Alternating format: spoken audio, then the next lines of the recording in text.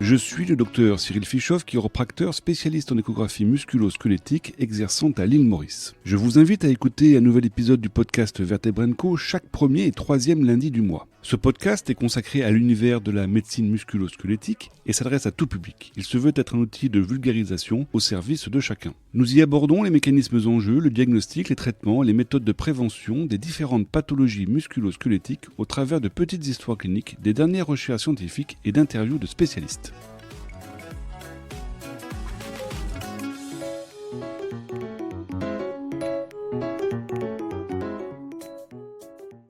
Bonjour à tous. Dans le précédent épisode consacré à la douleur chronique, c'est-à-dire à la douleur qui s'installe dans le temps, nous avons développé sur la distinction qui existe entre douleur, justement, c'est-à-dire alarme, et nociception, perception du danger. Je mettrai en commentaire le lien vers l'épisode précédent afin que vous puissiez vous y rendre. Aujourd'hui, on va parler des étapes qui conduisent à la perception de la douleur. Alors imaginez que c'est comme un voyage à travers notre organisme qui se fait en 6 étapes clés. Première étape, activation des récepteurs. Tout commence avec nos récepteurs de la douleur, appelés nocicepteurs. Ils s'activent quand ils détectent des stimuli mécaniques, comme une pression excessive, chimique, comme les substances qui sont libérées lors d'une inflammation, ou thermique, la chaleur. Ces récepteurs transforment ces stimuli, ces petites stimulations, en petits signaux électriques. Deuxième étape, transmission vers la moelle épinière. Ces signaux électriques voyagent donc vers la moelle épinière via des neurones appelés afférents primaires. Ils utilisent des fibres nerveuses spécifiques pour transporter ces informations. Il y a 2 types principaux de fibres. Le premier type transmet des douleurs rapides et bien localisées, comme la piqûre. Le deuxième type de fibre transmet des douleurs plus lentes et diffuses, comme celles liées à l'inflammation. Cette transmission des signaux électriques se fait grâce à des petits canaux situés à la surface des neurones qui vont s'ouvrir et se refermer de manière alternée, de telle manière à faire varier le potentiel électrique du neurone. On parle de dépolarisation.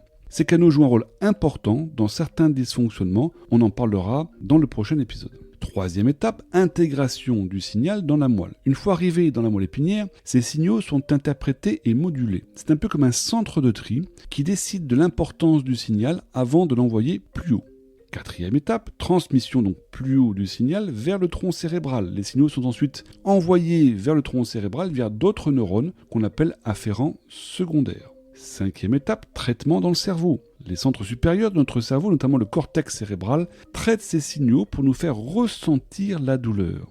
Enfin, dernière étape, qu'on appelle le contrôle descendant. Notre cerveau peut envoyer des signaux de retour pour moduler la douleur, un peu comme un thermostat qui ajuste la température. Ce contrôle descendant aide à réguler et modérer la douleur ressentie. Alors nous allons justement parler maintenant de cette modulation de la douleur ou neuromodulation de ce système de thermostat. Pendant des siècles, on pensait que la douleur suivait un chemin direct de la peau au cerveau comme un fil. Mais aujourd'hui, on sait que la douleur peut être modulée tout au long de son trajet dans le système nerveux dès son entrée dans la moelle épinière. Il y a donc 2 niveaux où la douleur peut se faire moduler. Le premier niveau, donc au niveau de la moelle épinière, on parle de modulation segmentaire. Et là, on a une vieille théorie qu'on appelle le gate control qui permet d'expliquer comment la douleur peut être modulée au niveau de la moelle. Imaginez que la moelle épinière est comme une porte qui peut s'ouvrir ou se fermer pour laisser passer les signaux de la douleur. Les grosses fibres nerveuses non douloureuses peuvent bloquer les signaux de la douleur des petites fibres en activant ce qu'on appelle des interneurones inhibiteurs. Ce mécanisme, tout le monde le connaît. Par exemple, si vous vous frottez la tête après avoir reçu un coup, la douleur diminue grâce à cette modulation. Les informations du mouvement qui sont liées au frottement sur la peau de votre doigt arrivent plus rapidement que les informations de la douleur et permettent de fermer la porte. L'autre niveau de modulation de la douleur se fait au niveau de ce qu'on appelle les centres suprasegmentaires, c'est-à-dire au-dessus de la moelle. On parle également de contrôle descendant. Il existe 2 types de contrôle descendant de la douleur. Le premier s'appelle contrôle descendant inhibiteur déclenché par le cerveau. Alors c'est un petit peu technique, mais le cerveau peut envoyer des signaux pour réduire la douleur via des structures comme la substance grise périaqueducale et le noyau Raphe Magnus. Des neuromédiateurs comme les endorphines ou la sérotonine jouent ici un rôle clé. C'est pourquoi des techniques comme l'hypnose ou l'effet placebo peuvent diminuer la douleur par ce système de contrôle descendant inhibiteur déclenché par le cerveau. Il existe également un autre système inhibiteur descendant qu'on appelle contrôle descendant inhibiteur déclenché par la douleur. Ce système est activé par des stimulations douloureuses importantes. Il agit comme un filtre qui permet de mieux détecter les messages de la douleur en inhibant des signaux non spécifiques. Par exemple, des techniques comme la cryothérapie ou les ondes de choc peuvent activer ce système pour réduire la douleur. On vient donc d'aborder ces deux principaux mécanismes naturels de modulation de la douleur ou de neuromodulation.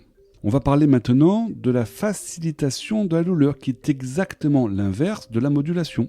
Imaginez que le bouton de volume de votre système d'alarme de la douleur est tourné à fond. C'est bien cela qu'on appelle facilitation de la douleur.